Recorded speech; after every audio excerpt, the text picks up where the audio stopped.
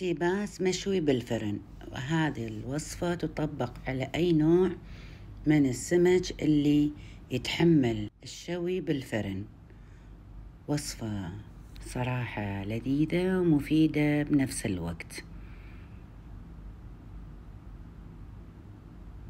وبحشوة مميزة، وطريقتها بعد جدا سهلة. راح أسوي لكم حشو السمك.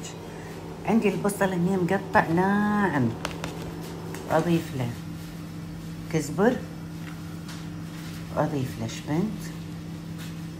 راح أكثر شوية الكزبر، وهني على راحتكم. أنا أحب أحط له شوية طماطم، اللي يحب يحط، اللي ما يحب كيفه، بس أنا أحب طماطم معه. وأحط شوية من الفلفل الأخضر، وطبعا ثوم وزنجبيل. أجهز البهارات وثوم والزنجبيل وارجع لكم. راح أحط شوية مو وايد زيت زيتون عشان لا ينشف، لأن السيباس هو أساسا دهين. شوفوا البهارات اللي راح أخليه. راح أخلي نص قفشة كركم. هذا الكركم سجلوا عندكم الرقم من بهارات أم محمد، تسوي بهار مشكل وكركم ينن بهارها. أنا أستخدمها حق كل شيء عندي. دقوا عليها على هالرقم أو واتساب وتواصلوا وياها. بعدين نضيف ملعقة صغيرة فلفل أسود، كمون، السمك يحب الكمون، وبهار السمك قفشة صغيرة، وبابريكا، أحط بابريكا يعني تتنوعون، وكزبر، وملح. الملح طبعا حسب ونحط طبعا اللومي الأسود. راح أضيف عليه معجون الثوم والزنجبيل، تقريبا ملعقتين صغار هالطريقة، والحين أخلطهم. في يحطون معاه معجون، في يحطون صبار، تمر، التمر العادي. أنا هذه حشوتي نية وأخليها ببطن السمكة بس. يعني هم تقدرون تاكلون من الحشو يكون لذيذ، وهم تقدرون تحطون هذه في الماكينة تردون تفرمونها ناعم براحتكم. بس أنا تهمني السمكة أكثر من الحشو، النكهة والطعم وريحتها كلها تنتقل حق السمكة. الحين أحشي بطن السمك وأوريكم. هذا حق السمك المشوي من الحين، ريحته ما شاء الله طالعة. سهل وبسيط والكل يقدر يسوي. شوفوا حبايبي، هذه السمكة حطيت قصدير وحطيت ورق زبدة. نفتح السمكة. شنو يعني الأسهل من شوي السمك؟ ما في. نخلي الحشوة ما أدري باين كذي ببطنها. شنو النكهة اللي موجودة بالحشوة راح توصل للسمك.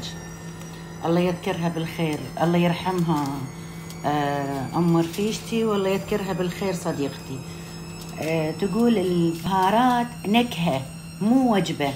يعني أنتوا تنكهون الأكل بس ما تاكلون البهار، تاكلون الأكل اللي تنكهونه بالبهار، فلا يصير البهار زيادة عن اللزوم. بس كافي. ونسكره، نزيد الراس هني شوية ونسكره هالطريقة. الحين الحشو راح ينكه السمكة كلها. ونسكر ورق الزبدة،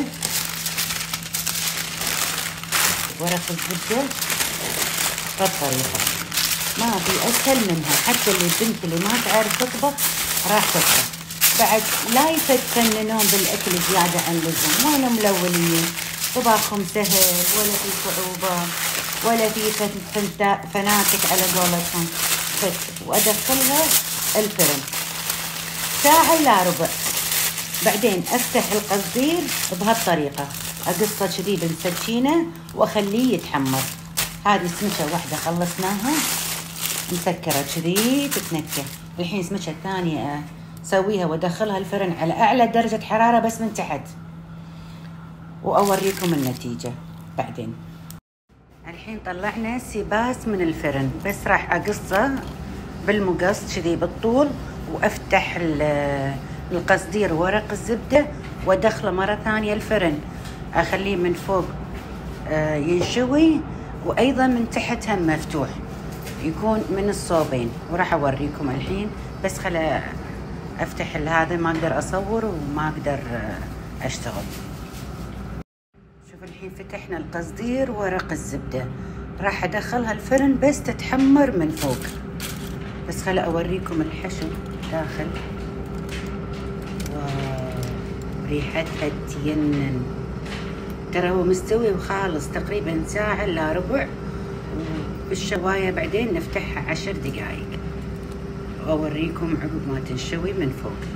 ما يحتاج دهان برا، سهل وبسيط وطعم لذيذ وحشو حلو من غير تعقيدات، من غير.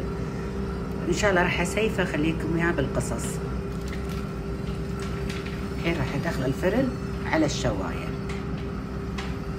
شوفوا السيباس بالفرن، الحين راح نطلعه بوت اوت ان شاء الله. لا اله الا الله، حمار وش حالاته، كان البخت قاعد على التخت. give me spoon ماما. this black one.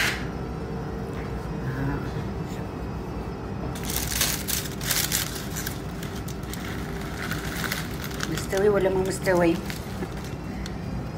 ريحته تجنن.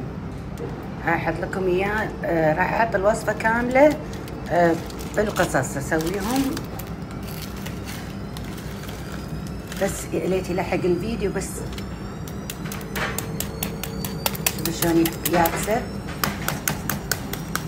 هذه القشره بس من داخل لا طري. علينا وعليكم بألف عافيه.